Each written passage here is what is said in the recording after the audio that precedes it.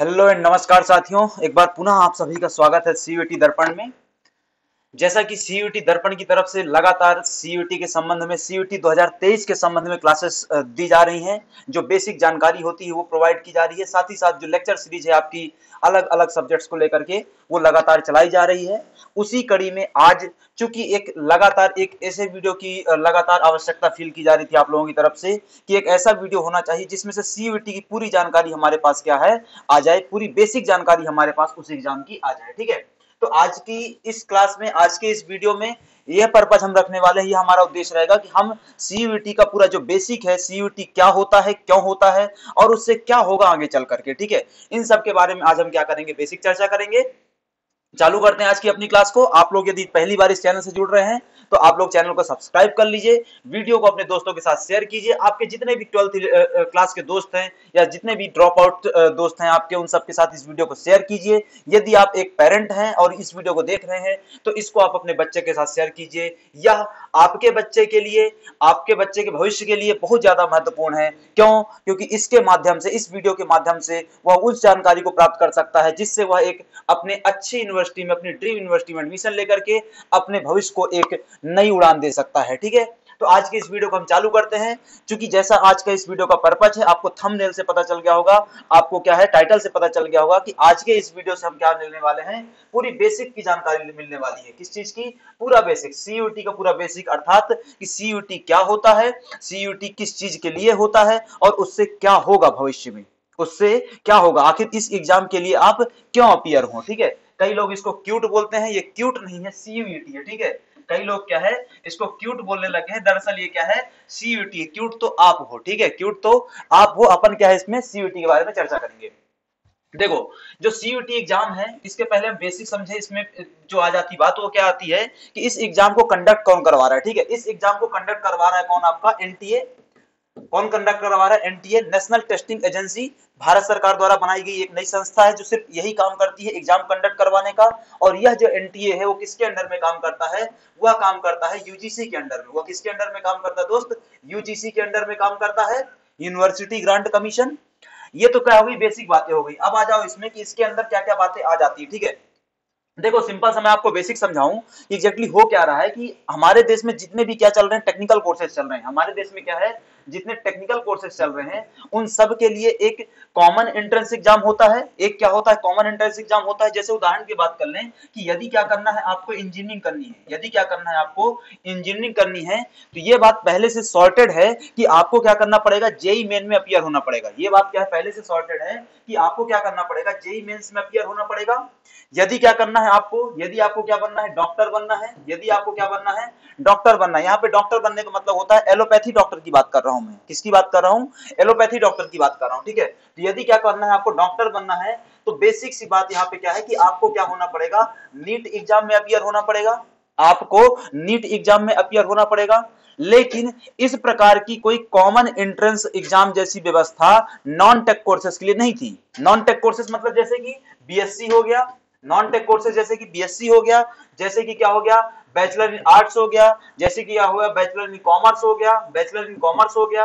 तो भाई BSc, BA, BCom, इस प्रकार के जितने भी कोर्सेज हैं जो कि बड़ी बड़ी यूनिवर्सिटीज द्वारा करवाए जा रहे हैं। बड़ी बड़ी यूनिवर्सिटी का मतलब क्या होता है, फिर चाहे वो सेंट्रल यूनिवर्सिटी हो, फिर चाहे वह स्टेट लेवल की यूनिवर्सिटी हो, फिर चाहे वो डीम्ड यूनिवर्सिटी हो, फिर चाहे वह क्या हो, प्राइवेट यूनिवर्सिटीज हो। ठीक है, ये सब यूनिवर्सिटीज क्या होती हैं इसको भी हम समझेंगे। ये सब यूनिवर्सिटी क्या होती है इसको भी हम समझेंगे। पर इतनी सारी यूनिवर्सिटीज द्वारा जो अपने यहाँ पे नॉन टेक कोर्सेज कंडक्ट करवाए जाते हैं, उनके लिए कोई कॉमन एंट्रेंस एग्जाम नहीं था। इसका मतलब क्या होता है? इसका मतलब ये होता है कि ये जितनी भी यूनिवर्सिटीज हैं, चाहे जितनी भी सेंट्रल यूनिवर्सिटीज हो, state universities, deemed universities, private universities, ये सभी यूनिवर्सिटीज, सभी विश्वविद्यालय अपने एग्जाम अलग अलग कंडक्ट करवा रहे थे। इसका मतलब समझो कि बीएचयू से क्या होता है, इसका मतलब समझो कि बीएचयू से क्या करवाया जाता है, बीएससी इन ऑनर्स करवाया जाता है, या फिर प्लेन बीएससी करवाया जाता है। ठीक है, नॉर्मल बीएससी करवाया जा रहा है, या फिर क्या समझो कि बीएचयू की जगह आप जेएनयू रख लो, बीएचयू की जगह जेएनयू रख लो, जेएनयू की जगह आप जामिया मिलिया रख लो, जेएनयू जामिया मिलिया की जगह आप एएमयू रख लो, अलीगढ़ मुस्लिम यूनिवर्सिटी, वो भी नहीं रखना है, राजस्थान सेंट्रल यूनिवर्सिटी रख लो आप। ठीक है, इतनी सारी यूनिवर्सिटीज क्या करवा रही थी, अपने लिए अलग अलग एग्जाम कंडक्ट करवाती थी अपने यहाँ पे एडमिशन करवाने के लिए। इससे समस्या क्या जाती थी? इससे समस्या ये जाती थी कि बच्चे को कई अलग अलग यूनिवर्सिटी में एग्जाम देने के लिए अलग अलग प्रकार से क्या होना पड़ता था, अपीयर होना पड़ता था। जबकि इस समस्या का समाधान टेक्निकल कोर्सेज में ढूंढा जा चुका था। जैसे कि अब आपको किसी भी आईआईटी, किसी भी एनआईटी, किसी भी इंजीनियरिंग कॉलेज में एडमिशन लेना है तो आप सिंपल क्या दीजिए, जेई मेंस दीजिए और जेई एडवांस दीजिए, काम हो जाता था। वही चीज आपको कहां पे की गई थी? डॉक्टर वाले इसमें की गई थी कि किसी भी मेडिकल कॉलेज में, चाहे प्राइवेट हो चाहे आपका क्या हो गवर्नमेंट हो, किसी में भी अपियर होना है तो आप सिंपल से क्या करेंगे, नीट देंगे और काम हो जाएगा। तो कुछ उसी प्रकार की व्यवस्था कहां पे लाई गई है, अब नॉन टेक कोर्सेज के लिए लाई गई है, जो इस प्रकार के कोर्सेज होते हैं। फिर उसके तहत क्या कर दिया गया, सभी यूनिवर्सिटीज को रख दिया गया। अब क्या है भाई, आपको बीएचयू से बीएससी करना है, आपको क्या करना है भाई, जामिया मिलिया से बीकॉम करना है, आपको क्या करना है, जेएनयू से बीए करना है। देश में चल रहे किसी भी कॉलेज में, सेंट्रल किसी भी यूनिवर्सिटी में, सेंट्रल, स्टेट, डीम्ड, प्राइवेट, किसी भी प्रकार की यूनिवर्सिटी में आपको एडमिशन लेने के लिए आपको अब सिर्फ एक सिंगल एग्जाम देना है। आपको अब सिर्फ क्या करना है, एक सिंगल एग्जाम देना है और क्या हो जाएंगे आप, उससे उस यूनिवर्सिटी में एडमिशन ले पाएंगे, अपनी पसंद की यूनिवर्सिटी में एडमिशन ले पाएंगे, अपने पसंद के कोर्स में एडमिशन ले पाएंगे और उससे क्या कर सकते हैं आप, अपना आगे की फ्यूचर क्या कर सकते हैं, परस्यू कर सकते हैं, उसको क्या कर सकते हैं, एक सही दिशा प्रदान कर सकते हैं। ठीक है, तो इन सब सारी समस्याओं को समाधान करने के लिए क्या किया गया, यूजीसी द्वारा, यूनिवर्सिटी ग्रांट कमीशन द्वारा क्या किया गया, इस सीयूईटी यूजी, क्या नाम रखा गया इस एग्जाम का दोस्त, इस एग्जाम का नाम रखा गया है सीयूईटी यूजी। यूजी मतलब क्या होता है, यूजी मतलब होता है अंडर ग्रेजुएट, अर्थात जो स्नातक कोर्स होते हैं। स्नातक कोर्स मतलब क्या होता है, जो बैचलर कोर्सेज होते हैं उनके लिए एग्जाम की व्यवस्था रखी गई है। ये सेम व्यवस्था पीजी के लिए भी रखी गई है। ये सेम व्यवस्था किसके लिए रखी गई है, पोस्ट ग्रेजुएट कोर्सेज के लिए भी रखी गई है। पोस्ट ग्रेजुएट मतलब होता है स्नातकोत्तर, मतलब इन कोर्सेज का अगला चरण, जैसे कि बीएससी का अगला चरण एमएससी हो गया, बीए का अगला चरण एमए हो गया, बीकॉम का अगला चरण एमकॉम हो गया। ठीक है, तो यूजी कोर्सेज के लिए जो व्यवस्था बनाई गई है वो सीयूटी यूजी के नाम से कहलाती है, जिसका एग्जाम कौन कंडक्ट करवाता है, एनटीए करवाता है, नेशनल टेस्टिंग एजेंसी करवाती है। और नेशनल टेस्टिंग एजेंसी को कौन कंट्रोल करता है, यूनिवर्सिटी ग्रांट कमीशन कंट्रोल करता है। भारतीय जो विश्वविद्यालय अनुदान आयोग है आपका, यूनिवर्सिटी ग्रांट कमीशन विश्वविद्यालय अनुदान आयोग क्या करता है, उस पूरी व्यवस्था को कंट्रोल करता है। ठीक है, तो ये पूरा क्या था आपका सीयूईटी एग्जाम के बारे में बेसिक जानकारी थी कि आखिर ये एग्जाम क्यों करवाया जा रहा है, इससे फायदा क्या हुआ, बच्चे को इससे फायदा क्या हुआ। अगर मैं कहूं आपको कि इससे बच्चे को क्या फायदा हुआ, तो बच्चे को यह फायदा हुआ कि वह देश की सभी सेंट्रल यूनिवर्सिटी, देश की सभी स्टेट यूनिवर्सिटी, वह साथ ही क्या है, जितनी भी प्राइवेट यूनिवर्सिटीज हैं और जितनी भी क्या होती हैं आपकी डीम्ड यूनिवर्सिटी होती हैं, इन सभी में वो क्या कर सकता है, इन सभी में वो अपीयर हो सकता है, उनकी काउंसलिंग में अपीयर हो सकता है मात्र एक एग्जाम से। मात्र एक एग्जाम से। पहले तो जितनी सेंट्रल यूनिवर्सिटी थी सब अपना अपना एग्जाम करवा रही थी, स्टेट यूनिवर्सिटी अपना अपना एग्जाम करवा रही थी, या फिर स्टेट का अपना कोई वो रहा होगा व्यवस्था, उसके माध्यम से हो रहा था।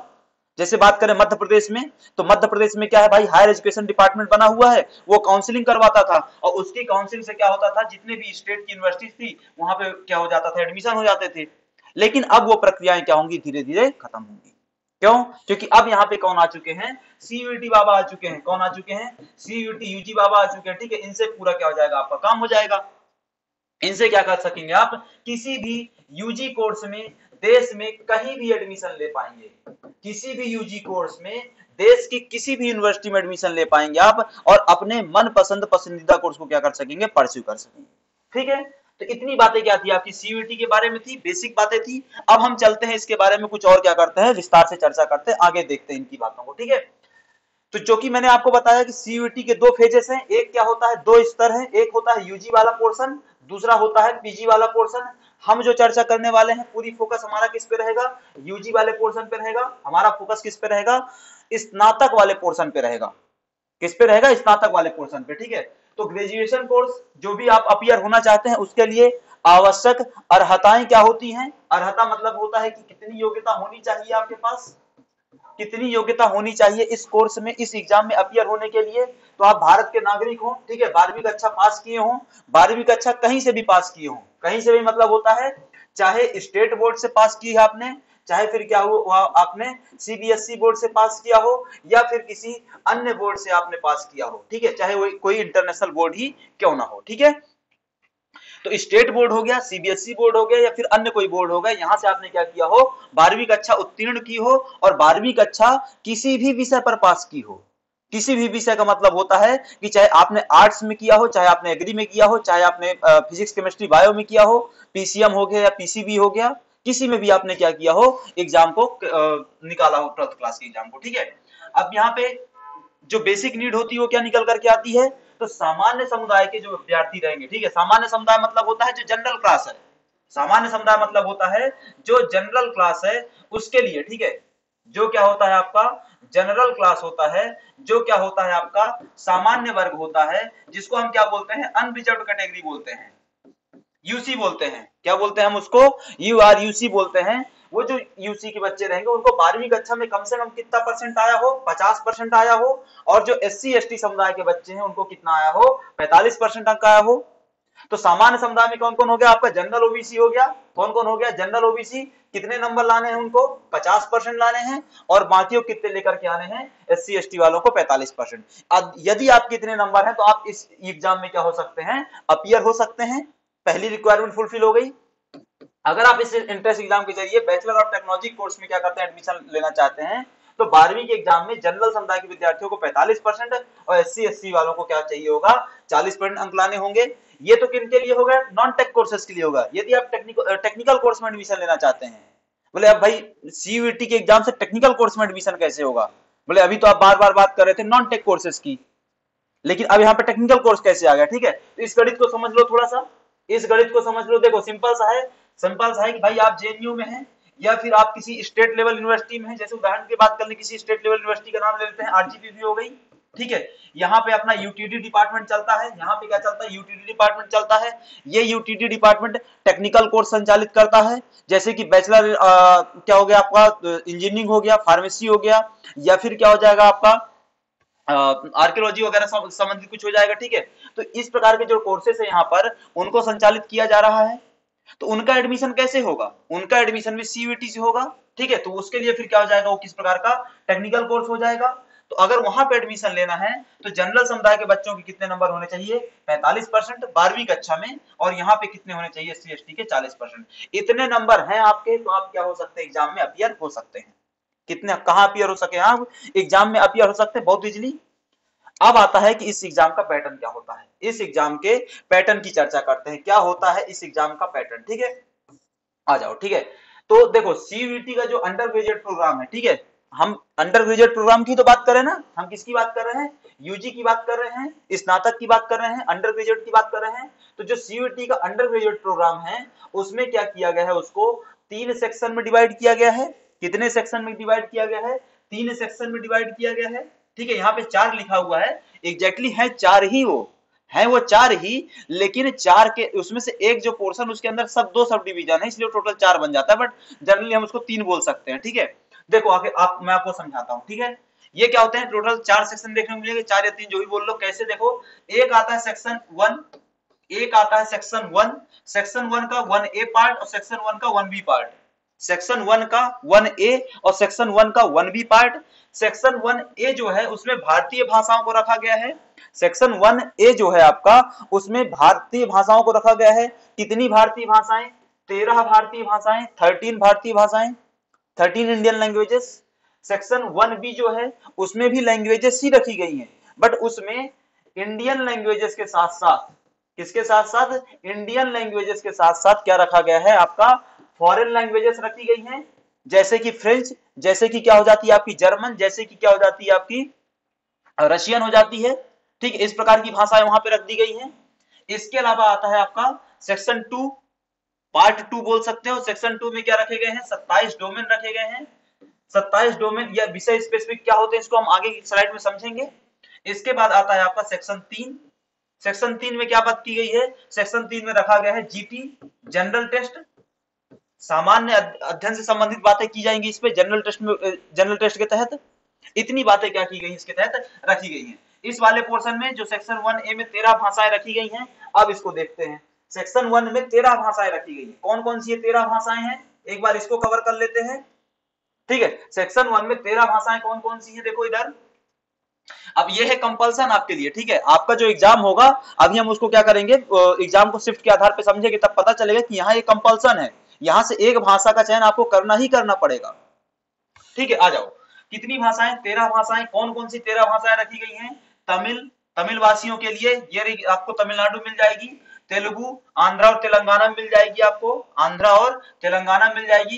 कन्नड़ आपका कहाँ मिल जाएगी? कर्नाटका में मिल जाएगी। मलयालम आपको कहाँ मिलेगी? केरल में मिल जाएगी, ठीक है। मराठी आपको महाराष्ट्र में मिल जाएगी। गुजराती आपको क्या है, मोदी जी के यहाँ गुजरात में मिल जाएगी, ठीक है। उड़िया आपको कहाँ मिलेगी? नवीन पटनायक जी के यहाँ, ठीक है। बंगाली क्या है, ममता दीदी के यहाँ मिल जाएंगे, बंगाली, ठीक है। इसके अलावा असमिया कहाँ मिलेंगे? हेमंता बिश्व शर्मा जी के यहाँ मिल जाएंगे, ठीक है। पंजाबी कहाँ मिलेंगे? भगवंत मान के यहाँ मिल जाएंगे पंजाबी लोग, ठीक है। अंग्रेजी अपन पूरे भारत में फैले हुए अंग्रेजी है ना। और उसके बाद आती 2 और भाषाएं, हिंदी और उर्दू। इनमें से कोई एक भाषा का चयन क्या करना पड़ेगा आपको? अपने एग्जाम में करना ही पड़ेगा, कंपल्सन है वो। कैसे कंपल्सन है, मैं वो आपको भी आगे की स्लाइड में समझाऊंगा। तो ये क्या हो जाती है, सेक्शन 1A की 13 भाषाएं। कितनी हो गई है? सेक्शन 1A की 13 भाषाएं। अब आता है सेक्शन 1B। सेक्शन 1B में टोटल 20 भाषाएं रखी गई हैं। इस प्रकार से देखो तो कितनी भाषाएं हो गई? टोटल 33 भाषाएं हो गई। कितनी भाषाएं हो गई? 33 लैंग्वेजेस हो गई। कितनी लैंग्वेज हो गई? 33 लैंग्वेजेस। कौन कौन सी भाषा रखी गई है आपके यहाँ पे 20 भाषाओं में? जैसे कि मैंने आपको बताया पीछे कि इसमें भारतीय और विदेशी भाषाएं रखी गई हैं। भारतीय भाषाएं जैसे कि मैथिली, भारतीय भाषाएं जैसे कि मैथिली हो गई, ठीक है। इसके अलावा क्या हो जाती है? कश्मीरी, संस्कृत, हिंदी, सिंधी हो गई, ठीक है। ये सब भारतीय भाषाएं हैं। विदेशी भाषाएं किस प्रकार की? जापानी, French, Spanish, German, Nepali, Persian, Italian, Arabic, ठीक है। ये सब भाषाएं हो गई। इसके अलावा और कौन सी हैं? कोंकणी हो जाती है, ठीक है। ये क्या हो जाती है? कोंकणी हो जाती है। कोंकणी इस प्रकार से लिखते हैं, यहाँ पे थोड़ा मिस टाइपिंग है। कोंकणी हो गई, ठीक है। बोडो, डोगरी, मणिपुरी, संथाली, संथाली यहाँ पे आएगा, ठीक है। तिब्बतन, रशियन, चाइनीज, इस प्रकार की क्या रखी गई? आपकी भाषाएं रखी गई हैं। तो मोटा मोटा मैं कहूं आपका, मोटा मोटा मैं कहूं आपका जो लैंग्वेज सेक्शन है, लैंग्वेज सेक्शन कौन सा है? ए है। लैंग्वेज सेक्शन कौन सा है आपका? 1 है। उसमें कितनी भाषाएं मिलेगी आपको? 33 भाषाएं मिलेंगी। कितनी भाषाएं मिलेंगी?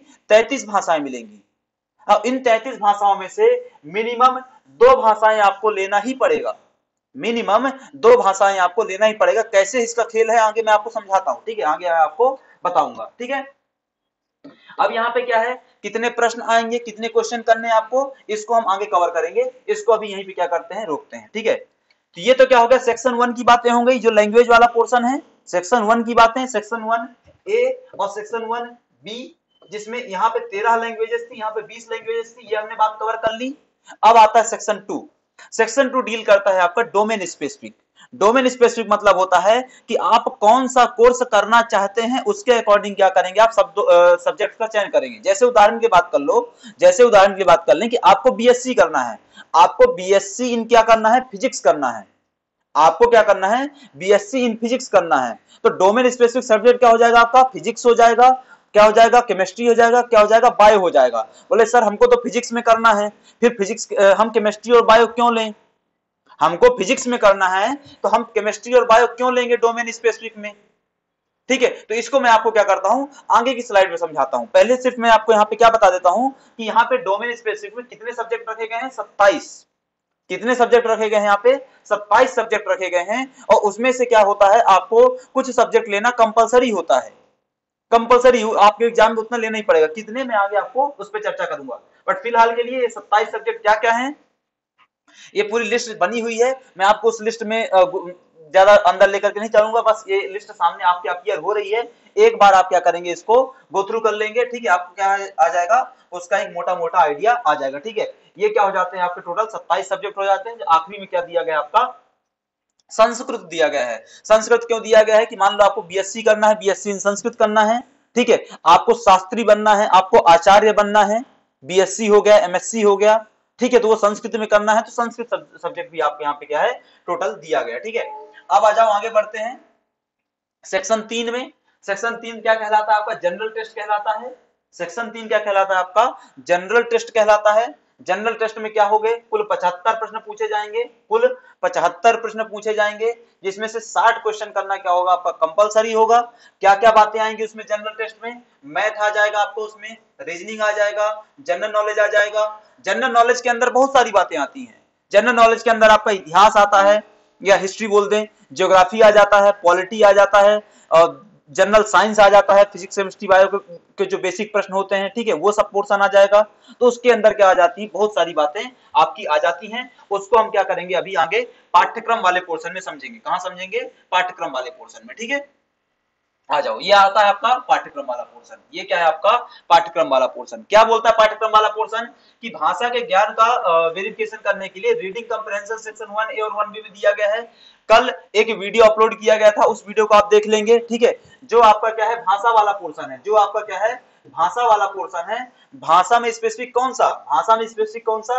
हिंदी भाषा का जो पोर्शन है, इसके बारे में मैंने एक वीडियो अपलोड किया था, ठीक है, वो पूरा अपलोडेड है। उसको आप क्या करेंगे, एक पूरा गो थ्रू करेंगे उससे, और पूरा हिंदी जो विषय है आपका, ठीक है, पूरा क्या है जो हिंदी भाषा का जो विषय है आपका, उसकी पूरी जानकारी मिल जाएगी आपको, ठीक है। वो जहां पे बात लिखी हुई ना, ये बात जो रीडिंग कंप्रीहेंशन वगैरह की, तो रीडिंग कंप्रीहेंशन क्या होगा, हिंदी में साहित्य क्या होगा, हिंदी में व्याकरण क्या होगा, इसके बारे में पूरी क्लासेस अपलोडेड है। आप क्या करेंगे, उसको देखेंगे, उसका विस्तार से आपको वहां से जानकारी क्या है मिल जाएगा। इसलिए इस पोर्शन को यहाँ पे कवर नहीं करेंगे, ठीक है।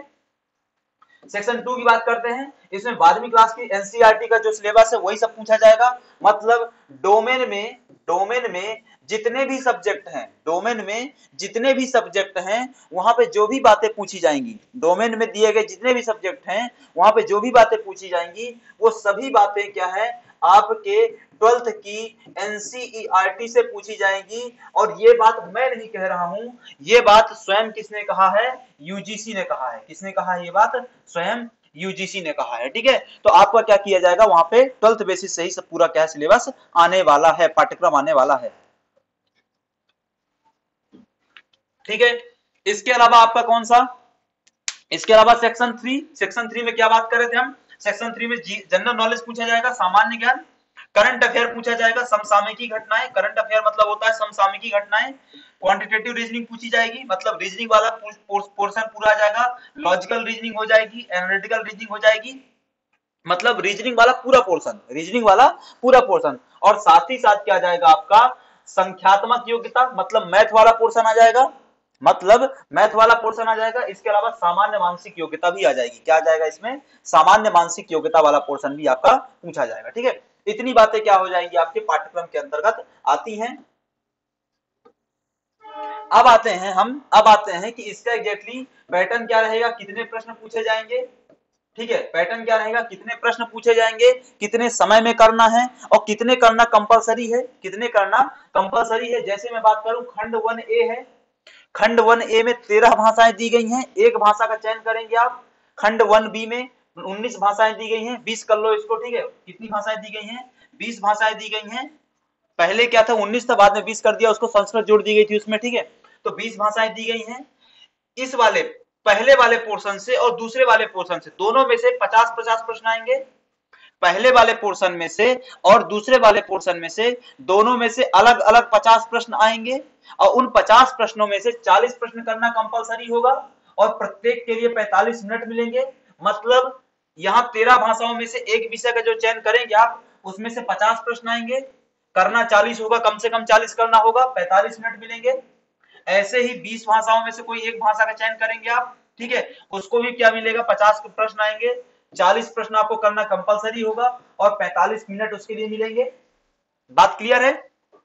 दूसरा आता है आपका खंड बी, या सेकेंड पोर्शन जो है आपका, उसमें 27 डोमेन दिए गए हैं। उन 27 डोमेन में से जो भी कंटेंट पूछा जाएगा, जो भी क्वेश्चंस आएंगे आपके, वो कितने होंगे? 50 होंगे, 40 करना कंपलसरी होगा, 45 मिनट मिलेंगे यहाँ पे भी, ठीक है। इसके बाद आता है खंड 3। खंड 3 सामान्य परीक्षा जनरल नॉलेज संबंधित है, 75 प्रश्न आएंगे यहाँ पर, 60 करना कंपलसरी होगा, और उसके लिए मिलेंगे आपको 1 घंटे, उसके लिए मिलेंगे आपको 1 घंटे। ये तो क्या हो गई भाई बातें आपकी कि क्या पूछा जाएगा या उसका पैटर्न क्या होगा।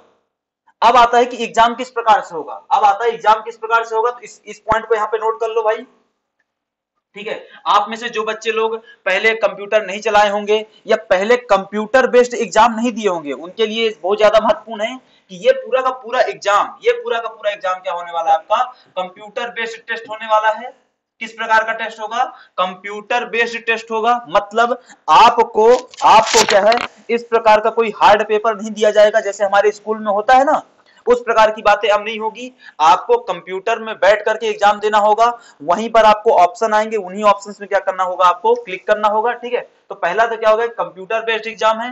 दूसरा हो गया कि यह एमसीक्यू बेस्ड एग्जाम है, मतलब मल्टीपल चॉइस क्वेश्चन है, बहुउत्तरीय प्रश्न होता है। मल्टीपल चॉइस क्वेश्चन, बहुउत्तरीय प्रश्न। बहुउत्तरीय प्रश्न का मतलब यह होता है कि आपको क्या दिए रहेंगे, 4 ऑप्शन दिए रहेंगे, उनमें से कोई एक ही ऑप्शन सही होगा, उसको क्या करना है, आपको ढूंढना है और सही उत्तर का क्या करना है, क्लिक कर देना है सीबीटी के रूप में, सीबीटी के तहत।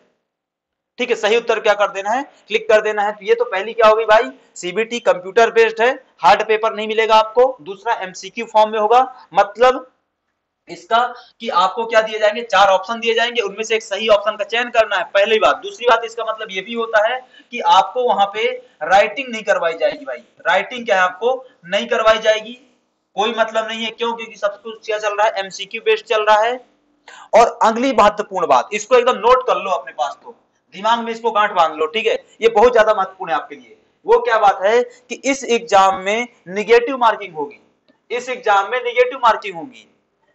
किस प्रकार से निगेटिव मार्किंग होगी, तो यहां पे इस एग्जाम में 20% की निगेटिव मार्किंग होगी। कितने परसेंट की, 20% की निगेटिव मार्किंग होगी। कैसे कि यहां पे जितने भी प्रश्न आएंगे, मैंने आपको बताया यहां पीछे कि यहां पे जितने भी प्रश्न आएंगे, चाहिए कि क्या हो आपके, चाहे यहाँ के 50 प्रश्न हो, चाहे यहाँ के 50 हो, चाहे यहाँ के 75 प्रश्न हो, इन सभी प्रश्नों का वेटेज कितना होगा, प्रत्येक प्रश्न होगा 5 नंबर का।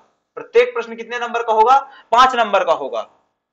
यदि आप प्रश्न को सही करते हैं तो आपको मिल जाएंगे 5 नंबर, आपको मिल जाएंगे 5 नंबर। यदि आप प्रश्न को गलत करते हैं, यदि आप प्रश्न को गलत करते हैं तो आपको उस नंबर में क्या की जाएगी, कटौती की जाएगी। कितने की, -1 की। कितने की, 1 नंबर काट लिया जाएगा, -1 कर दिया जाएगा। समझो, समझो कि आपने क्या किए, 5 प्रश्न किए हैं, आपने क्या किए, 5 प्रश्न किए। इसका मतलब कि 5 आपने क्या किया, 25 नंबर का अटेंड किया, 25 नंबर का आपने क्या किया, अटेम्प्ट किया। अब समझो कि ये सब के सब सही हो जाए, ये सब के सब सही हो जाए तो आपको 25 नंबर मिल जाएंगे, आपको 25 नंबर मिल जाएंगे। या फिर दूसरी परिस्थिति माइनस वाली, चूंकि निगेटिव मार्किंग है, समझो कि 5 में से, समझो कि 5 में से आपके 4 ही सही हुए। आपके कितने 4 सही हुए, 4 ही सही हुए और एक गलत हो गया। तो चूंकि 4 सही हुए, तो पहली बात तो 4 सही हुए तो 20 नंबर हुए, लेकिन चूंकि एक गलत हो गया, चूंकि आपको क्या हो गया, एक गलत हो गया, तो 1 नंबर कम कर लो, कितने बचे भाई, 19 नंबर बचे। कितने बचे, 19 नंबर बचे। कुछ इस प्रकार से क्या होने वाली है, आपकी मार्किंग होने वाली है। क्या होगा, कुछ इस प्रकार से आपकी मार्किंग होने वाली है। मेरे ख्याल से मोटा मोटा बातें आपको समझ में आ गई। अब आ जाओ, ठीक है, अब अपन बात करते हैं असली चीज की। अब बात करते हैं असली चीज की कि भाई आपको सेक्शन 1 में से कौन से सब्जेक्ट को लेना है। सेक्शन 1A से, 1B में से, 2 में से कौन से सब्जेक्ट को लेना पड़ेगा। 3 में से कुछ भी आपके पास चॉइस नहीं है, 3 तो कंपलसरी है, 3 तो करना ही पड़ेगा, 3 में कोई चॉइस नहीं है। ठीक है, आ जाओ। ठीक है, सबसे पहले देखो, यहाँ पे समय तथा पाली लिखा हुआ है, यहाँ पे विषय लिखा हुआ है। समय अथवा पाली का मतलब क्या होता है, पाली मतलब क्या होता है, पाली को हम बोल सकते हैं शिफ्ट, पाली को हम क्या बोल सकते हैं, शिफ्ट बोल सकते हैं। ठीक है, या फिर क्या बोल सकते हैं भाई, जैसे स्लॉट बोल सकते हो, कई लोग शिफ्ट बोलते हैं उसको, कई लोग क्या बोलते हैं, शिफ्ट बोलते हैं, कई लोग क्या बोलते हैं, स्लॉट बोलते हैं, जो भी बोलना चाहो। ठीक है, क्या फर्क पड़ता है, क्योंकि आपको तो एग्जाम देने से मतलब है कि भाई शिफ्ट मतलब सुबह की शिफ्ट में भी हो रहा है और शाम की शिफ्ट में भी हो रहा है, या फिर फर्स्ट स्लॉट में हो रहा है और सेकंड स्लॉट में हो रहा है, कुछ भी बोलो। ठीक है, आ जाओ। देखो यहाँ पे जो टाइमिंग लिखी हुई है, ये टाइमिंग लिखी हुई है 2022 के एग्जाम के अनुसार। ये टाइमिंग किसके अनुसार लिखी हुई है, 2022 के एग्जाम के अनुसार लिखी हुई है। इस बार टाइमिंग कुछ बदल सकती है, 2023 में टाइमिंग कुछ बदल सकती है। जब यूजीसी नोटिफिकेशन जारी करेगा तब पता चल जाएगा उसके बारे में। ठीक है, बट अभी जो कि जैसा पिछली बार हुआ था उसके अनुसार हम बात करें तो पहली पाली जो हुई थी, पहली शिफ्ट या पहला स्लॉट जो हुआ था, वो सुबह 9 बजे से लेकर के दोपहर के 12 बजे तक चला था, मतलब 3.25 घंटे। मतलब क्या होता है इसका, 3.25 घंटे चला। अब आते हैं कि इसमें 3.25 घंटे में कहानी क्या हुई। पहली बात तो जान लो कि प्रथम पाली द्वितीय पाली में दोनों अपीयर होना है आपको, पहली पाली और दूसरी पाली दोनों में अपीयर होना है। ठीक है, इसमें क्या रखे गए हैं, 4 विषय रखे गए हैं, 4 पेपर आपको क्या करने पड़ेंगे, लेने ही पड़ेंगे। मिनिमम 4 विषय अथवा 4 पेपर आपको लेने ही पड़ेंगे। कहां से, सेक्शन 1, 2, 3 से मिला करके, section 1A, section 1B, section 2, section 3 में से मिला करके आपको कम से कम 4 विषय लेने पड़ेंगे। कौन कौन से 4 विषय, कौन कौन से 4 विषय? तो सेक्शन 1A में से मतलब 13 भाषाएं जो थी। सेक्शन 1A मतलब क्या होता है?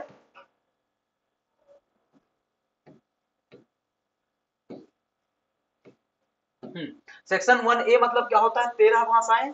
13 भाषाओं में से एक भाषा का चयन तो आपको क्या करना पड़ेगा?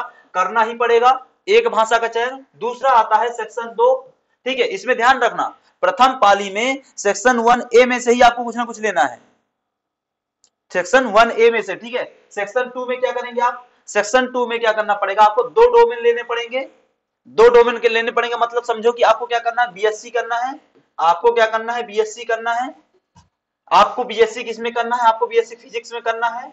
तो आप फिजिक्स तो लेंगे ही और कोई एक और डोमेन का क्या करेंगे? आप चयन करेंगे, कोई एक और डोमेन का क्या करेंगे? आप चयन करेंगे। ऐसा क्यों करवाया जा रहा है आपसे? मैं अभी बताता हूं आपको, ठीक है, मैं अभी बताता हूं, ठीक है। बस अभी इतना ध्यान रखो कि आपको क्या करना पड़ेगा, कम से कम 2 डोमेन वहां पे लेने ही पड़ेंगे, कम से कम 2 डोमेन।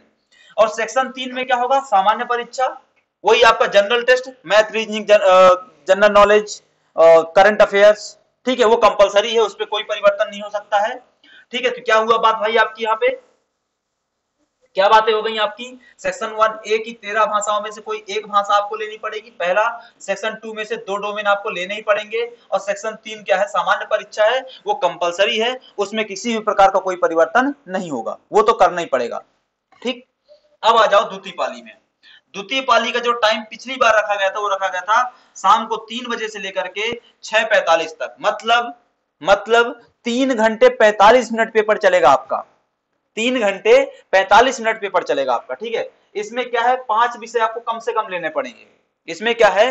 कम से कम 5 विषय लेने पड़ेंगे आपको, कम से कम 5 विषयों में। सबसे पहले देख लो भाई, या तो क्या करो आप इस वाले पोर्शन को चयन कर लो, या फिर क्या कर लो आप इस वाले ग्रुप को चयन कर लो।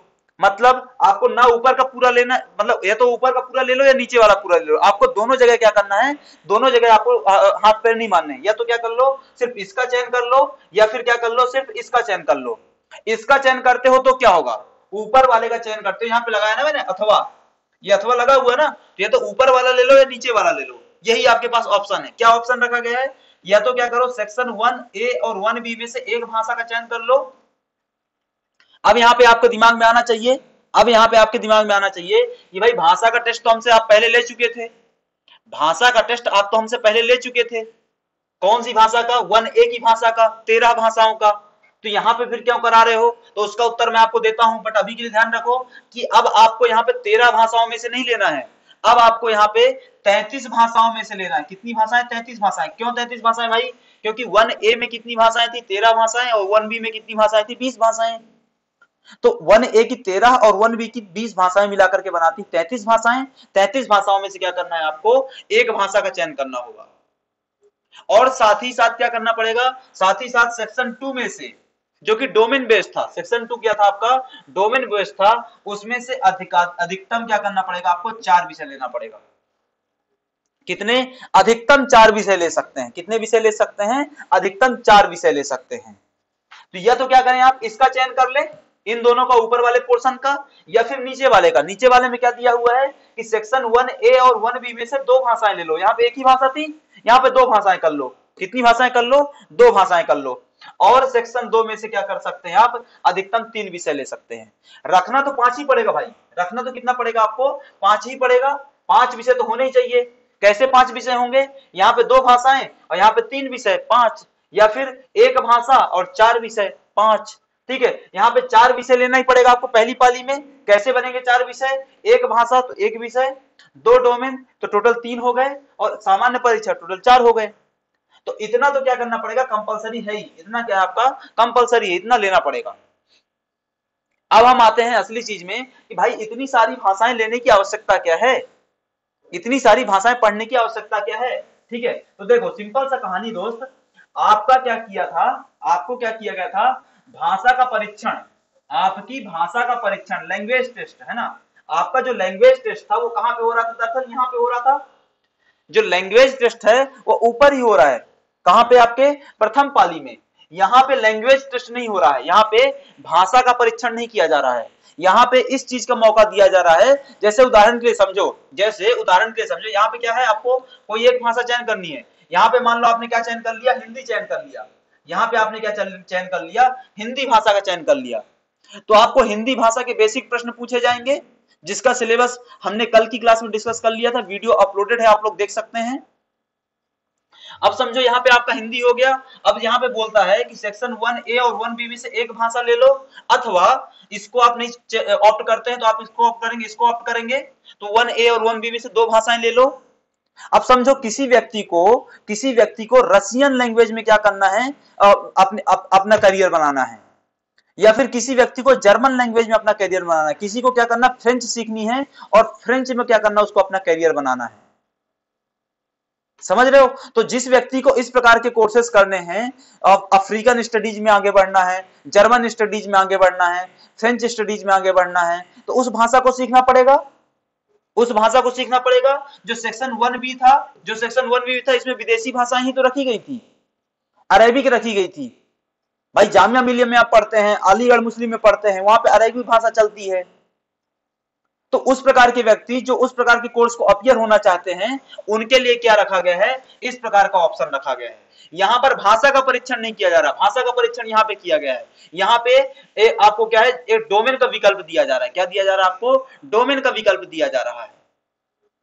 किस चीज का? डोमेन का विकल्प। अब प्रश्न आता है कि भाई, अब जैसे मैंने आपको कहा कि भाई आपको क्या करना है, बीएससी इन फिजिक्स करना है, तो बीएससी इन फिजिक्स करने के लिए डोमेन में आपसे फिजिक्स ले लेते, फिर आपसे इतने 4 विषय या फिर 2 विषय या फिर 3 विषय क्यों लिवाए जा रहे हैं?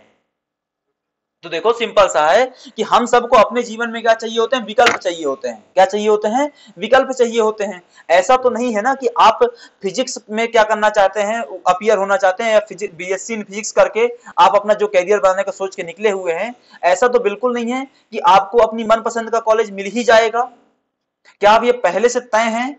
क्या आप ये पहले से तय हैं? जैसे उदाहरण के लिए भाई मुझे आईआईटी में जाना है, तो क्या मैं पहले से तय कर सकता हूं कि भाई मुझे आईआईटी भी मिल ही जाएगा? समस्या है ना वहां पे क्या थोड़ी समस्या है। क्यों? क्योंकि हो सकता है ना हो भाई सिलेक्शन, हो सकता है कि ना हो सिलेक्शन। तब आपके पास एक दूसरा विकल्प तो होना चाहिए।